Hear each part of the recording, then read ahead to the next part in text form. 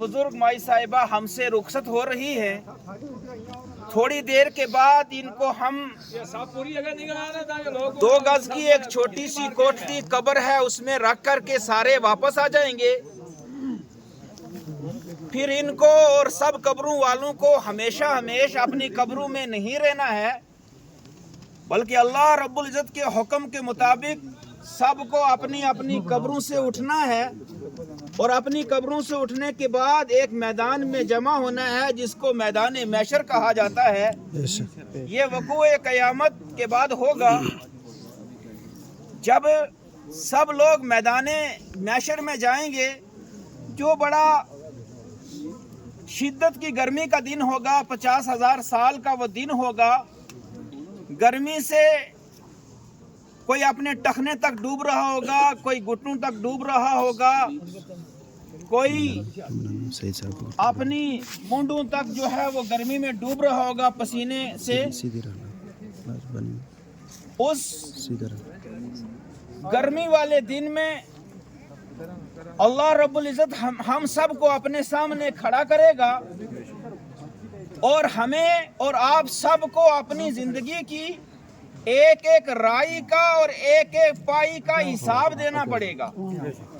फमन यामल मिस्काल ज़र्रतिन खैरन यरा वमन यामल मिस्काल ज़र्रतिन शर्रन यरा।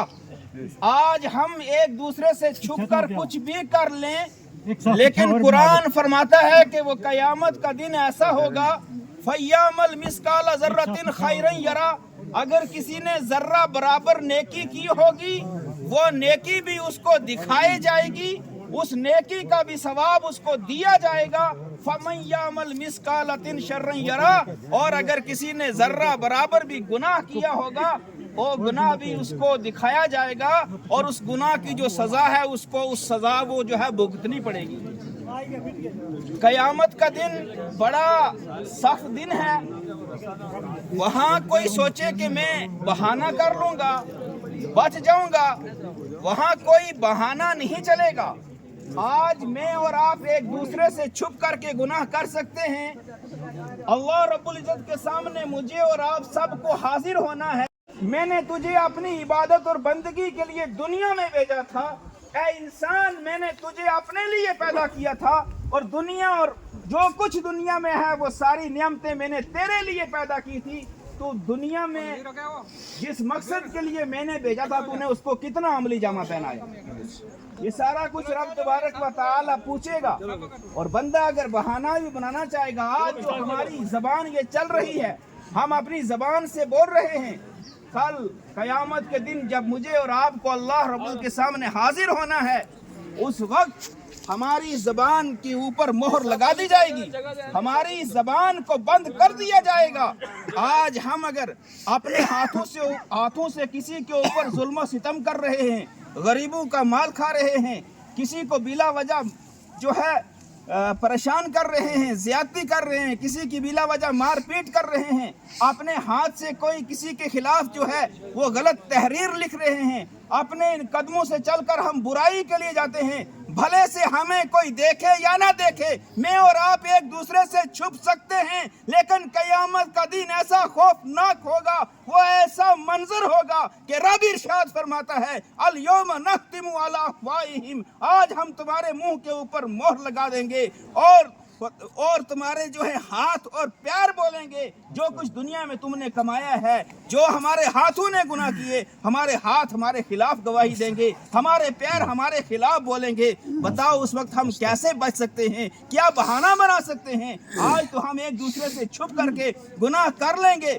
लेकिन जमीन के जिस खित्ते के ऊपर, जमीन के जिस हिस्से के ऊपर जाकर के हमने गुनाह किया होगा, वो जमीन का चप्पा और वो जमीन की जगह भी हमारे खिलाफ गवाही देगी।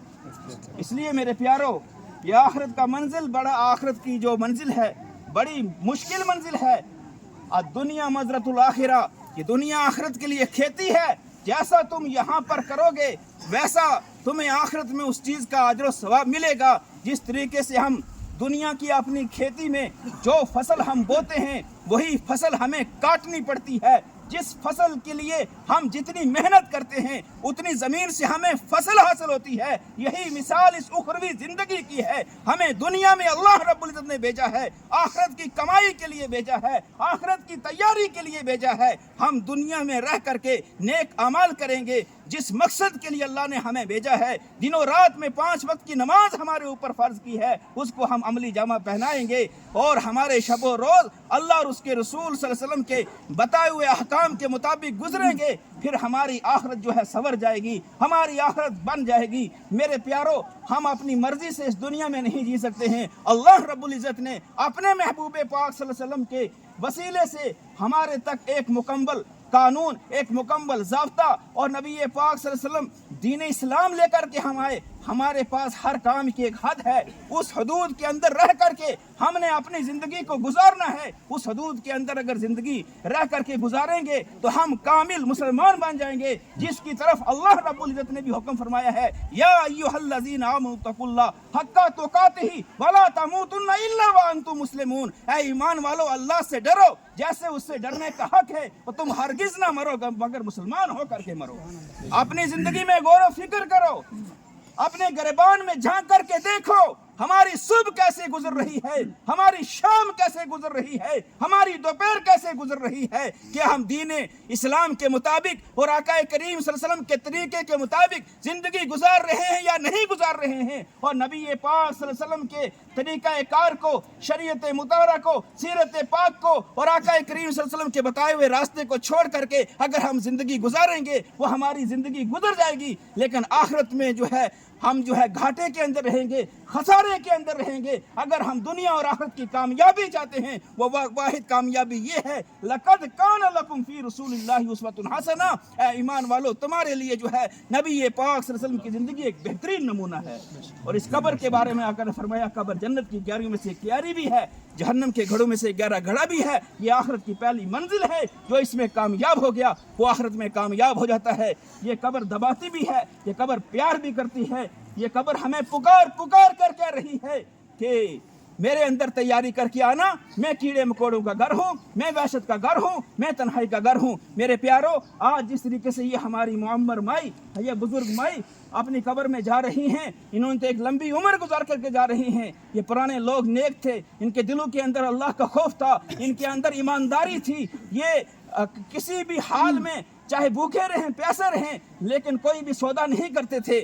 آج ہم تھوڑی سی دنیا کی دولت حاصل کرنے کے لیے جو ہے سودا کر بیٹھتے ہیں، بجمانی پہ اتر آتے ہیں۔ نہیں، ایسا آپ نے نہیں کرنا ہے۔ کبھی بھی جو ہے نبی پاک صلی اللہ علیہ وسلم کی شریعت کے سے باہر نہیں جانا ہے، دین اسلام سے باہر نہیں جانا ہے۔ اس سفید کپڑے کو یاد رکھو، اس چارپائی کو یاد رکھو، اس سفید لباس کو یاد رکھو، اس قبر کو یاد رکھو، اور حقوق اللہ کو بھی ادا کرو۔ اور حقوق العباد کا ہم کوئی پاس و لحاظ نہیں رکھتے ہیں۔ آج ہم ظلم بھی دوسرے کے اوپر کرتے ہیں، گالی بھی دوسروں کو دیتے ہیں، کسی کی دل آزاری بھی ہم کر بیٹھتے ہیں، اور دل آزاری، دل توڑ دینے کو، دل شکنی کو ہم کچھ سمجھتے نہیں ہیں۔ چند سیکنڈ کے اندر بات پوری کر رہا ہوں۔ نبی پاک صلی اللہ تعالیٰ علیہ وسلم معراج شریف میں تشریف لے گئے۔ آقا کریم صلی اللہ علیہ وسلم اور اللہ رب العزت کے درمیان راز اور نیاز کی باتیں ہوئی۔ فَأَوْحَىٰ إِلَىٰ عَبْدِهِ مَا أَوْحَىٰ، اللہ رب العزت نے اپنے محبوب پاک صلی اللہ علیہ وسلم سے کیا ہم کلامی کی، وہ اللہ جانے، اللہ کے رسول صلی اللہ علیہ وسلم جانے۔ لیکن ایک دن نبی پاک صلی اللہ علیہ وسلم نے حضرت مائی عائشہ صدیقہ عتیقہ رضی اللہ تعالیٰ عنہ سے ارشاد فرمایا کہ عائشہ، آج تم مجھ سے جو مانگو میں عطا کر دوں گا، جو پوچھو بتا دوں گا۔ حضرت مائی عائشہ صدیقہ عتیقہ دوڑتی ہوئی اپنے والد گرامی حضرت ابوبکر صدیق کے پاس مشورے کے لیے گئی کہ ابا حضور، آج نبی پاک صلی اللہ علیہ وسلم نے مجھے یہ کہا ہے، جو پوچھو بتا دوں گا، جو مانگو عطا کر دوں گا، تو آج میں اپنے سرتاج نبی پاک صلی اللہ علیہ وسلم سے کیا مانگوں؟ تو حضرت ابوبکر صدیق رضی اللہ تعالیٰ نے ارشاد فرمایا، بیٹی سنو، آقا کریم صلی اللہ علیہ وسلم کی بارگاہ میں جاؤ، ان سے یہ عرض کرو، اے اللہ کے رسول، جب آپ معراج کے لیے تشریف لے گئے تھے، آپ کے درمیان اور اللہ رب العزت کے درمیان جو راز و نیاز کی باتیں ہوئی تھی، اس میں سے کوئی بات بتا دیجئے۔ آ کر کے حضرت مائی عائشہ صدیقہ نے آقا کریم صلی اللہ علیہ وسلم کی بارگاہ میں یہی عرض کیا۔ نبی پاک صلی اللہ علیہ وسلم نے ارشاد فرمایا کہ عائشہ سنو، جو راز و نیاز کی باتیں ہوئی ان میں سے ایک بات یہ تھی کہ میرے رب نے یہ ارشاد فرمایا کہ آپ کی امت کا اگر کوئی شخص کسی ٹوٹے ہوئے دل کو جوڑ دے گا میں اس کو جنت عطا کروں گا۔ جب حضرت عائشہ صدیقہ عتیقہ واپس خوشی خوشی سے حضرت ابوبکر کی بارگاہ میں گئی، اپنے والد گرامی کی بارگاہ میں گئی، جانے کے بعد آقا کریم صلی اللہ علیہ وسلم کا یہ پیغام سنایا تو حضرت ابوبکر صدیق رضی اللہ تعالیٰ عنہ زاروں قطار رونے لگے۔ بیٹی نے پوچھا ابا حضور رونے کی کیا بات ہے؟ آپ تو دلوں کو جوڑنے والے ہیں، آپ تو لوگوں کے ساتھ دل جوئی کرنے والے ہیں، تب تو ہمارے لیے یہ اچھا ہے۔ تو حضرت ابوبکر صدیق رضی اللہ تعالیٰ نے ارشاد فرمایا بیٹی سنو، تم نے تصویر کے دوسرے رخ کے اوپر غور نہیں کیا، اگر کوئی ٹوٹا ہوا دل جوڑ دیتا ہے وہ جنت کے اندر جاتا ہے، اور اگر کسی کا کوئی دل توڑ دیتا ہے وہ جہنم کے اندر جائے گا۔ اس لیے آج ہم دوسرے کو دل آزاری کرتے ہیں، ہماری زبان سے تکلیف ہوتی ہے، ہمارے ہاتھوں سے تکلیف ہوتی ہے۔ مسلمان وہی ہے المسلم من سلم المسلمون من لسانه ویدہ، صحیح معنوں میں مسلمان وہ ہے جس کے ہاتھ سے مسلمان محفوظ رہے، جس کی زبان سے مسلمان محفوظ رہے۔ مجھے اور آپ کو یہ غور کرنا پڑے گا کہ ہم اپنے ہاتھوں سے کسی کو تکلیف تو نہیں دے رہے، کسی کی اپنی زبان سے کسی کو تکلیف تو نہیں دے رہے ہیں۔ حقوق العباد کا بھی اسلام کے اندر بہت زیادہ رول ہے۔ اللہ رب القادر مطلق ہے، ہمیں نماز ہر حال میں پڑھنی ہے، جب تک ہماری زندگی کی آخری سانس ہمارے جسم میں ہے ہمیں کسی حال میں نماز معاف نہیں ہے۔ رمضان کا روزہ رکھنا ہے، صاحب نصاب کو زکوٰۃ دینا ہے، صاحب استطاعت کو حج کرنا ہے، یہ اللہ کے حقوق ہیں۔ اللہ رب القادر مطلق ہے، غفور الرحیم ہے، آپ نے جس بندے کو جو حق چاہے گا معاف کر دے گا، لیکن جو ہمارے آپسی حقوق ہیں، آپسی معاملات ہیں، ان کو ہم درست نہیں رکھیں گے، کہیں کسی کا حق ماریں گے، کسی کے اوپر ظلم و زیادتی کریں گے، کسی کے دل کو ٹھیس پہنچائیں گے، یہ ایسے حقوق ہیں جب تک ہم ایک دوسرے کو معاف نہیں کریں گے ہمیں رب کی بارگاہ سے معافی ملنے والی نہیں ہے۔ لہٰذا ہم دنیا میں کسی کو ستانے کے لیے نہیں آئے ہیں، پریشان کرنے کے لیے نہیں آئے ہیں، بس ایک دوسرے خوشی کے ساتھ رہیں، پیار کے ساتھ رہیں، محبت کو بانٹو، چہرہ ہمارا ایک دوسرے کو دیکھ کر کے کھل جانا چاہیے۔ یہی آقا کریم صلی اللہ علیہ وسلم کی تعلیمات ہیں۔ اس خبر کو یاد رکھو، اس دنیا میں کیا کرنا ہے جھگڑا کر کے، کیا کرنا ہے کسی کو پریشان کر کے، کیا کرنا ہے مال کو اکٹھا کر کے، آخری یہی سفید لباس پہنا کر کے ہمیں اس مختصر گھر کے اندر رکھ دیا جائے گا۔ وہاں مجھے اور آپ کو اکیلے حساب و کتاب دینا ہے، ہمارے بچوں کو نہیں حساب دینا، ہمارے خاندان والوں کو نہیں حساب دینا۔ آج ہم خاندان والوں کے لیے، فیملی کے لیے، بچوں کے لیے اگر کچھ ناجائز کریں گے قبر میں حساب ہمیں اکیلا دینا پڑے گا۔ لہذا خود بھی نمازی بنو، اپنے بچوں کو نمازی بناؤ، قرآن پاک بناؤ، احادیث نبویہ کی تعلیم دو، سیرت مصطفیٰ کو سے اپنے بچوں کو روشناس کرو، تبھی ہماری دنیا کی زندگی کامیاب ہے، آخرت کی زندگی کامیاب ہے۔ اللہ رب کی بارگاہ میں دعا ہے اللہ مرحومہ کی بخشش فرمائے۔ اہل خاندان سے گزارش کروں گا اور آس پڑوس کے لوگوں سے گزارش کروں گا، بشری تقاضے کے تحت اگر اس بزرگ مائی صاحبہ سے کبھی کوئی کوتاہی ہو گئی ہو، کسی کی دل آزاری ہو گئی ہو، کوئی لین دین کا مسئلہ ہو، آپ معاف کر دیں گے۔ لین دین کا مسئلہ ان کے ورثہ یہاں پر موجود ہیں، ان سے آپ رابطہ کر سکتے ہیں۔ اللہ رب کی بارگاہ میں دعا ہے رب بخشش فرمائے مرحومہ کی، ان کے الواحدین کو صبر عطا فرمائے، ہم سب کو آخرت کی فکر عطا فرمائے۔ استغفر اللہ العظیم ربی من کل ذنب و اتوب الیہ۔